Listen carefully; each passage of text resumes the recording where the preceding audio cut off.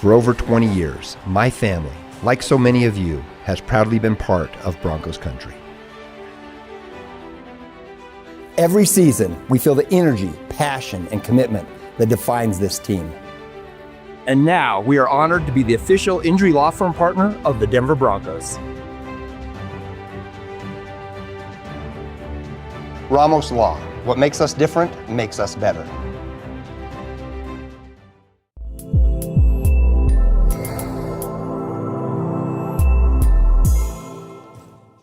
All right, crew, it is Wednesday. It is April 29th. We are heading toward May and a fun end to the week here. I kind of got locked into trying to make snow graphics here this morning and took longer than I should have on it, but I'm trying to give you the best information possible. So, man, we've got some rain and snow on the way here and some uncertainties that always exist with these systems late in the season that we will talk about here in a little bit. But you're on Peaks to Plains weather this morning. This is Mornings with Meister. Do it every Monday through Friday morning from 6:30-ish until we're done. And today, I'll probably talk for quite a bit. But if you have questions that you want to ask, you can go ahead and put them in the social media. You can also join me live by using some of the links that we have. Put this in the post on social media. They are always the same. So you should write these down because Peaks to Plains weather is our weather together. And so over the next few days, you might have a situation at your place where we're doing some live coverage. You might want to come on and give us a report. And so you can use those. It's zmSjK on the top one there. The S and the K are capitalized. On the bottom, it's 1RJSL1. And the J and S are capitalized. So those are always there for your convenience because, we've got stuff to talk about. So let's punch in. Let's go to work. Yesterday was a quieter day compared to Monday over the Palmer Divide, but we still had some showers to deal with here. This is over the last 18 hours. All of that's off to the northeast now, but I'll go back through. And we had a cold front come in. That helped to produce some of the showers. Got a little bit of redevelopment overnight in the Pikes Peak region up across northern Teller County. Roads, for the most part, are okay. There might be a little bit of slush or slick spot somewhere where maybe the trees kind of keep sun off of the road or something like that. But for the most part, I think that we are okay. So let's talk about winter storm watches here. We do have a few that are up for the higher terrain of western El Paso County and Teller County. This goes into effect tomorrow morning at 6 a.m. and lasts through Friday at noon. And then a little bit farther to the south for the Wet Mountains and the Sangre de Cristos, we have them that last until 6 o'clock on Friday. So we'll kind of see a north to south end of things as we move through the backside of this storm system. And it is a possibility that we end up with a maybe winter weather advisory for parts of the Palmer Divide, either southern Douglas County, southwestern Elbert County, northern El Paso County, and maybe the Wet Mountains as well before everything is all said and done.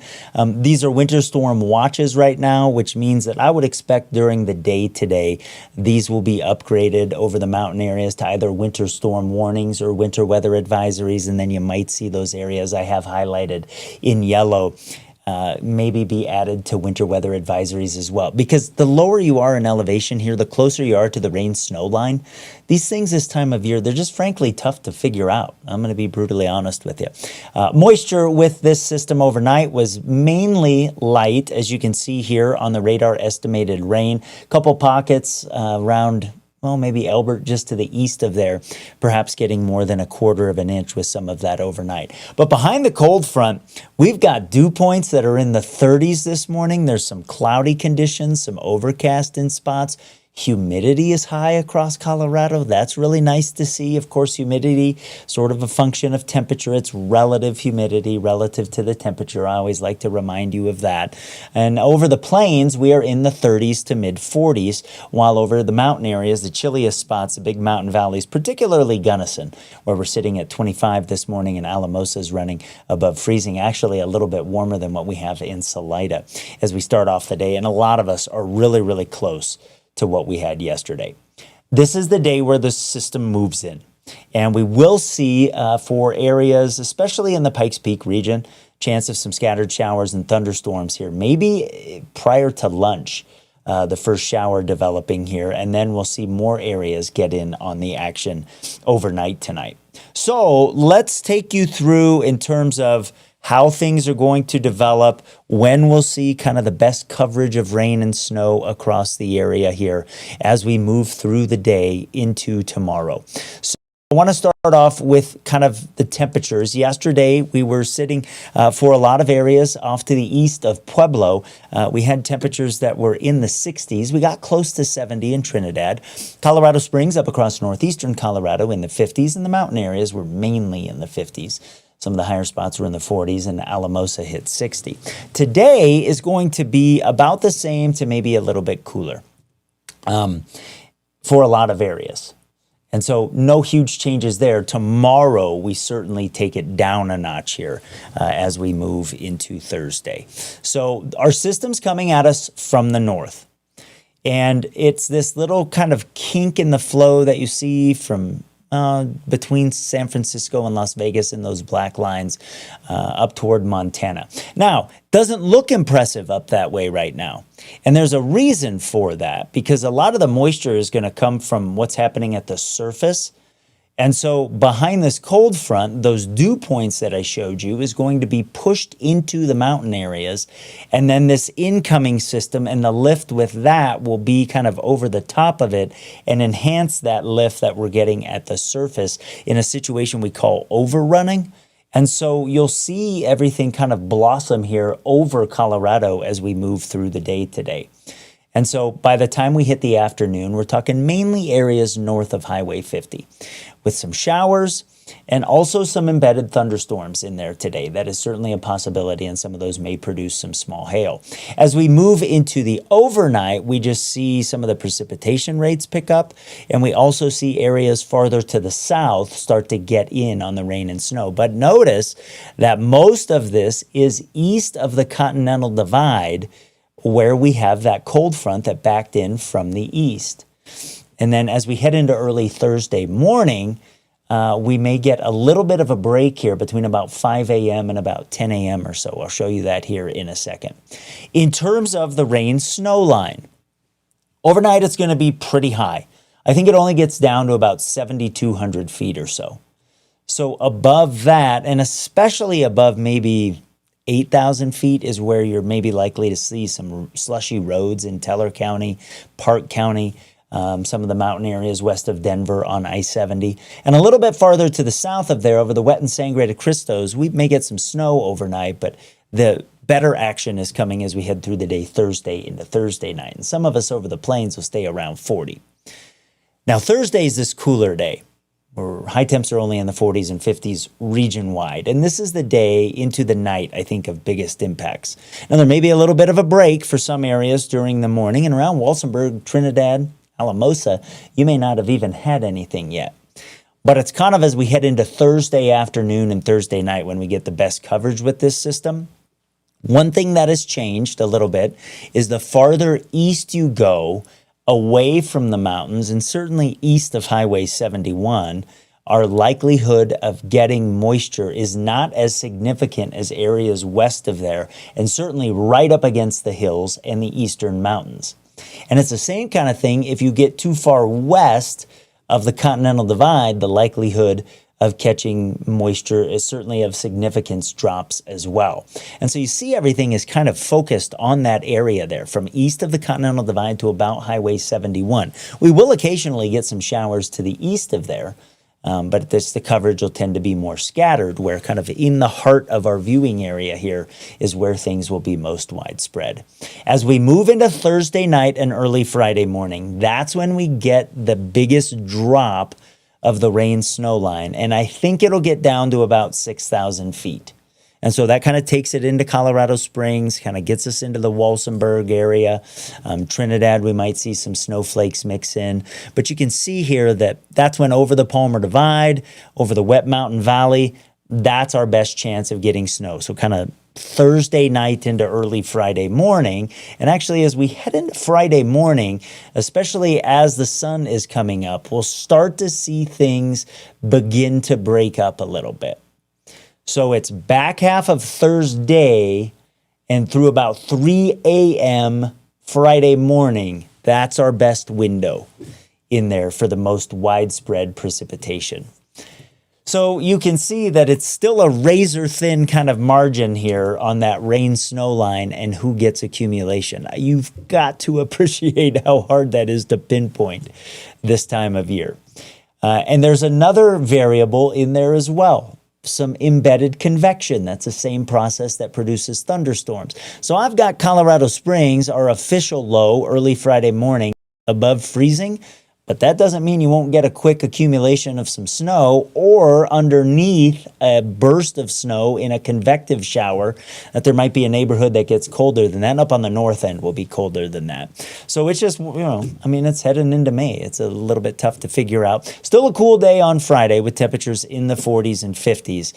As we head into the afternoon, we'll hit our high temperatures. So things start to break up on Friday. And you can see that trend happening between 6 o'clock and 9 o'clock. And then as we hit the afternoon, things are a little bit more showery and start to kind of focus more over the mountains as we head into the back part of the day. You kind of get that sense from SkyCast there, but still enough lingering instability that we will see some showers develop. I think in the southwestern part of the state, Friday afternoon is our best chance of some shower activity over the San Juans, and that's because we get this second area of low pressure coming in from the west that unfortunately is staying a little bit too far south, but the Sangres are still picking up some snow there, and that's why the winter storm watch for you guys lasts until late in the day on Friday, and we'll start to see things get out of here into early Saturday morning. And that's when the higher terrain of the Pikes Peak region and over the mountain areas will get a freeze here. Probably not as hard of a freeze as we had the other weekend, and some of us may have some snow to kind of help insulate that a little bit. That's a tough call, but take the precautions that you need to take just to kind of keep all of that protected. I mean, that's what you got to do if you want to garden in the Rockies and get things fired up this time of year. So I've still got the back end of the forecast to talk about. We've got snow amounts to talk about. I am going to do that. But first, I want to talk about Kathy Skaggs. She is a realtor with Diligent Homes, part of an Engel Volker group on the north side of Colorado Springs. And I got to spend some time with her a couple of weeks ago, and I want to share that here with you. We are building community, celebrating our good things here on Peaks to Plains Weather. Joining me now, Kathy Skaggs from Diligent Homes. Kathy, we are in a beautiful home. Thanks for being here with me today. Whether it's a new build like this or one of our older neighborhoods in town, life in the Pikes Peak region is amazing. It is. It is. This was fun, actually, helping this lady find this home. It's just got so many wonderful things, and probably her favorite thing is the views, honestly. Yeah, we're up in the Monument area, kind of east of the interstate a little bit, with a gorgeous view back of Pikes Peak. I want to talk about what kind of is your expertise as a realtor in helping people find the right home, because there's so much that goes into it. A, what part of town do you want to be in? But then once you kind of narrow in on a neighborhood or two, it's the individual house. Kind of walk me through the process. Right. Well, probably the most important thing is that every person is entirely different. Every person has a different, what they're wanting and so a lot of it is just learning to draw people out, find out what's important to them, because even though a lot of people are super logical about buying a house, the reality is people buy really because they emotionally connect with a house. So if they don't connect, they're not going to buy. So you have to figure out what helps them connect. And once you do that, then it's really just a matter of research and finding the right house and taking them and matching them up and doing all that. But mostly it's finding out what they need. So let's talk about the market a little bit right now. It's kind of a weird time. It is a weird time. Yeah, I would say, I think one of my coaches has said this is actually one of the more difficult than even 2008, 2009. Primarily because, back then, at least houses were selling, because even if they weren't selling the right way, they were at least selling. And now, we got sellers who think that their house is worth a lot more because of all the how crazy it went during COVID. And then now, the buyers think it's time to get a great deal, so they don't often meet. So a lot of that kind of causes a little struggle. I heard something I want to ask you. Like, I heard that, things that are sort of on the real affordable side of things are moving, and these real high-end things are moving, and in the middle, where most of us are, we're kind of stuck. Is that what you're seeing? I think yes, but I still think the same rule applies. Location's important always, but a house that is priced well, if you can get your sellers to come along with you and really price it well, and you stage it well, so it looks, so that when they come in, they have that emotional feeling again. Sure. A house still sells. Like I've sold everything from the lowest to the highest in the last year, and I can say that anything moves at the right price. Okay. What makes you different than another real estate agent? Well, really, probably I would say more than anything would be my goal. Okay. I mean, I think my goal is to serve and to really, help a family. So I of course, a transaction is important, and wanting to buy a home is important, and wanting that right home is important. But more than anything is, what does this family need? Okay. In this time? Sometimes that's saying, this isn't a good time to buy for you, or sometimes it's, this is the perfect time, but really putting them first, I think that's the most important thing. Well, and I know your heart. I know you have a very caring heart and the heart of a teacher. If someone wants to learn more about you, maybe learn about partnering with you, what's the best way for them to do it? Well, probably the best thing is to get onto my website at diligent.homes, because you can get on there and just fill in some information, and I'll be right at you. I'll be finding you right away. Or you can call me, and my number is 719-822-1855. Okay, well, Kathy Skaggs from Diligent Homes, thanks for spending some time with us today. Absolutely. Thanks for being a partner on Peaks to Plains Weather. You need to find the perfect home, perfect for you and your loved ones. Kathy Skaggs at Diligent Homes. She'll take care of you. Thanks.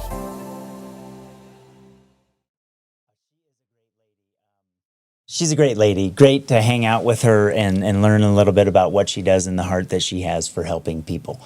Okay, let's talk about the snow amounts here coming up in a little bit, because as we move through the afternoon, we start to see the rain and snow move in, and then it gets a little bit fun. So I'm going to do a deep dive on different areas of southern Colorado on the terrain. And crew, we're going to talk about another system on the way next week that has potential to bring some decent moisture as well. We'll talk about that when we come back. You are on Peaks to Plains Weather. You're watching Mornings with Meister. Emergencies are unpredictable, but you don't have to be unprepared. Peak Alerts sends you targeted emergency alerts in real time for the places that matter to you most, so you know what's happening and what to do next. Know first, act fast. That's the power of Peak Alerts. This is John May, General Manager of Petrale Roofing, up on another customer's roof doing a free 21-point inspection. If you'd like us to take a look at your roof, give us a call today, 719-375-8773. We'd be happy to take a look and see the condition of your roof. Petrale Roofing, we're a Diamond certified TAMCO installer, which means we can offer a industry-leading 25-year workmanship warranty to give you peace of mind in the storm. Call Petrale Roofing, 719-375-8773. Schedule your free inspection today. At Phil Long Ford Motor City, we've been around for 80 years. That's like 560 dog years. Basically, we're the top dogs of Colorado. And thanks to our deals, selection, and service, we've earned some pretty loyal customers. And our GM Mark, he's the most loyal guy I know. Even after I chewed up his shoe, it was delicious. Great trucks, amazing deals, and belly rubs for dogs. Come see why Colorado drives Phil Long Ford in Motor City. Hey guys, where's my shoe? Grow something beautiful this season. Hydrix Colorado Tree Farm Nursery has trees, shrubs, and perennials that are grown for our harsh climate. Plant smarter with expert guidance and quality plants. Visit coloradotreefarmnursery.com.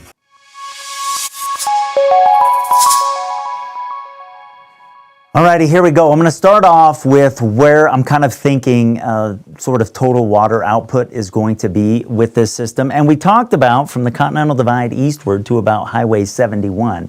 And that's where the best chance of getting between a 1.5 inch, 1.5 inches of liquid is possible here, and things kind of centered right in the heart of southern Colorado in the population area. There will be some spots out here east of Highway 71 where we probably get more than a half inch. It's kind of tough to pinpoint exactly where those are going to be, but the focus is going to be over the eastern mountains right across the Front Range here, and this is what we need in a big way, as you know. So terrain is going to play a really, really important role for some of the reasons that I already talked about with you in terms of how much snow you get. And so this is kind of a potential map here because, man, the rain-snow line is going to move. Convection is going to play a role. So when a thunderstorm or an embedded thunderstorm comes over somebody, if I'm telling you that, oh, I think the rain-snow line like tonight might get down to about 7,200 feet, under a thunderstorm, it could get down to about 6,800 feet or so. And then we have the colder part of the system as we head into Thursday night. So over the Palmer Divide, the chance of a couple inches out here. You get up across Black Forest, the north side of the Springs in some cases, up toward Monument, Palmer Lake, into Teller County, those amounts start to go up. And the higher you are in elevation, the more confidence I have that you'll get several inches of snow here. So around Monument, 3 to 7 inches possible. Now, this is one of those storms where you may not measure what falls, because when the rates are heavier, the snow will pile up, and then if the rates pull back, they'll be melting from below and some compacting. If you've lived here for a long time, you understand how these things go. I do think the highest likelihood of impacts in terms of some slush on the roads is probably in these areas where I have a 3 to 7. And I think the top part of Pikes Peak could get 20 inches or so of some snow. That is certainly a possibility. And it's kind of the same deal down here across the Sangre de Cristo Mountains and then off to the west eventually of Alamosa and the San Luis Valley, but some of the peaks of the Wets and Sangres could be between 10 and 20 inches. I think that the Wet Mountain Valley is going to do okay, somewhere between about 2 and 6 inches of snow in there. You'll probably be added to a winter weather advisory would be my guess. Southern I-25 corridors, kind of like Colorado Springs, elevation's about the same. I think the elevation of Walsenburg were about 6,300 feet. And so, we might see some accumulation on the grass, but as you get up against that higher terrain and you get up above 7,000 feet, more likely to catch some snow that sticks on the roads, maybe slushes them up a little bit. And then you get above 8,000 feet, maybe a little more likely to catch some snowpack. Kind of the same deal here on the north end of the Sangre de Cristos and through Fremont County. You do have, some of the gradual slopes of Pikes Peak kind of back in here. There's some mountains around Guffey. So a 3 to 7 inch with a couple spots, maybe getting a little bit more than that. And you get onto Highway 50 at times. Maybe the road slushes up. In theory, Canyon, Penrose, Florence, Pueblo West will just be wet. You get into the San Luis Valley, I think will mainly be wet here. Salida probably wet, but again, it's that higher terrain, and the higher you are on that terrain where we have the impacts. And so everything kind of driven by this system coming in from the northwest here. Things fire up today, maybe a little bit of a break early tomorrow morning. Then the heart of that system is swinging in, and that kind of gets us going. Again, biggest impacts Thursday afternoon into early Friday morning, with things then starting to wind down during Friday. This system coming into the south probably brings the southwestern part of Colorado our best chance of some showers Friday afternoon, and we'll kind of get rid of everything as we head through Friday night into Saturday gradually. And there's a ridge that comes in for the weekend, and so we'll be quieter, but there may be enough lingering instability that we'll have a couple showers around. So impactful weather here as we move from later today into the first part of Friday. Mountain areas will keep some showers around as we move into Friday afternoon. A little bit quieter over the weekend, and then some scattered showers and thunderstorms Monday and Tuesday. Tuesday into Wednesday somewhere in here, maybe another significant kind of system to talk about. I'll show you that here in a second. So for Colorado Springs, our best chance of snow comes Thursday night into early Friday morning. Things winding down on Friday, 70s on Sunday and Monday. Then we have that system to watch for next week. And then, into May, on the right days, you'll get some thunderstorm buildups over the mountain areas.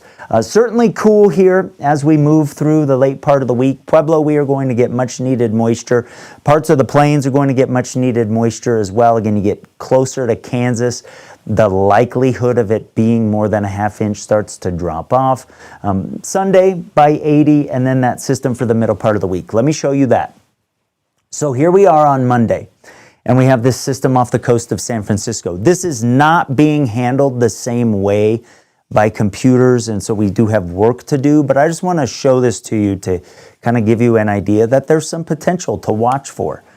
Because it is going to pick up some subtropical moisture. We've got Gulf moisture at the surface to work with.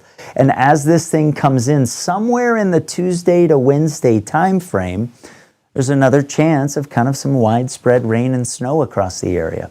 Would be nice, man. We need that to work out. As you know, we need as many of these things as we can get.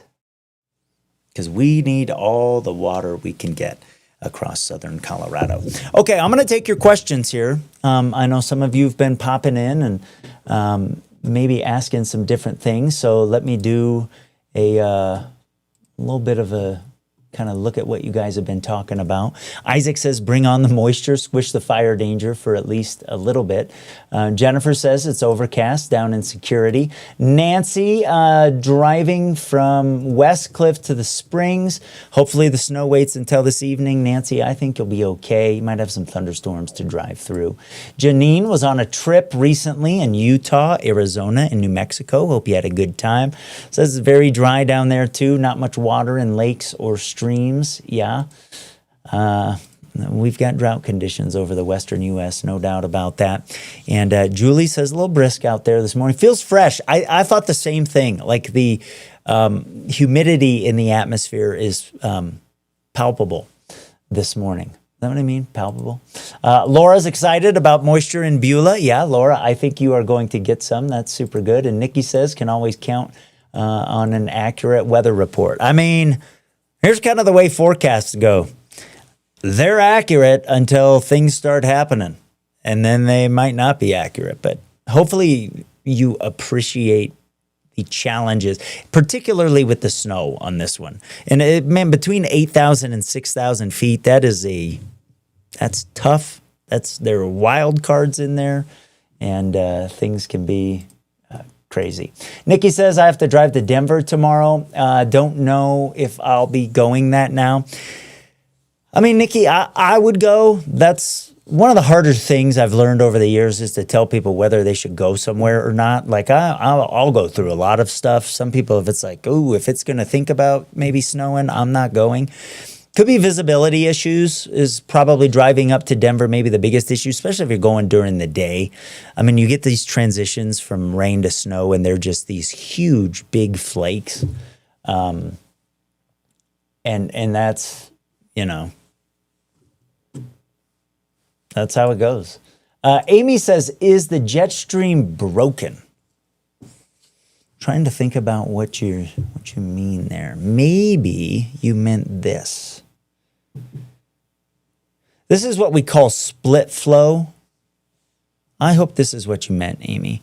Or maybe broken because you're not getting moisture. I don't know what you mean there. But you can see that we have into next week, there is a stream coming. There's one up here. This is the northern stream. And then we've got the southern stream down here, that split flow. Is that what you mean? I hope that was what you mean. I tried to answer your question. I hope that helped. Sabrina, good friend of mine from Wild Blue Cats, says, come see all the kittens. They are a cat shelter out in Black Forest. They do some really, really good work. Dallas is in Snowy River Park. The higher you are in elevation, Dallas, I mean, I think the more likely you are to get accumulating snow. So I don't remember the elevation of Snowy River Park off the top of my head, but I would say if I'm going to ballpark things, I would describe it this way. So what's Woodland Park? 8,500 feet. So between 8,000 and 10,000 feet, I think, or maybe 9,500 feet, 3 to 7 somebody could get more than that. You get up above 9,500 feet, those amounts are going to go up quite a bit pretty quickly, actually. And so on the backside of Pikes Peak, Cripple Creek, I'd put you between 6 inches and a foot. And like I said, top of Pikes Peak, top of the Sangre de Cristos, those 14ers, between 10 and 20 inches. Certainly perfect. 6,900 feet? Okay. Well, then I think lower than that. I'd put you in a 3 to 7 on the grass, but you'll be in a spot, Dallas, where it may be, ebbing and flowing a little bit, depending on what the snow rate is. So there you go. Okay, crew. It is 7:05. I have to get the taping for the 24 channel done. We'll do some updates here as we head into the afternoon. It's awesome to have Mary doing the stuff in the afternoons and evenings so I can kind of focus on some other things. I've had some partners that have wanted to come on here with Peaks to Plains weather, and I just haven't been able to get to them. So I need to do some of that today. We've got some new ones coming on here as we head into May that have been scheduled. I'm excited for that as Peaks to Plains weather continues to grow. And if you find value from this, please share Peaks to Plains weather with your friends. This is Mary and I taking care of our community in a new way here. Janelle is asking a question. I will answer this, Janelle, before I go about Baca County. So she wants to know, what about us in the southeast corner? Well, you are in an area where the farther east you go, a little bit more difficult to maybe grab some significant moisture with this. But I do think you'll get some, and you'll probably be between a 1/4 inch and maybe 6/10 of an inch or something like that is kind of your window. I hope it's on the higher end of things, no doubt about that. And I think your best window is going to come tomorrow afternoon into tomorrow evening. So I hope that answered your question there. And you guys will have rain down in that area. Good news for the fire burning off to the northwest of Kim. We are going to get some rain. So the Poitras Canyon fire is 45% contained. They keep working on that. This is exactly what we need for that. And this is going to knock down fire danger for a couple days. So the crew, that's what I got.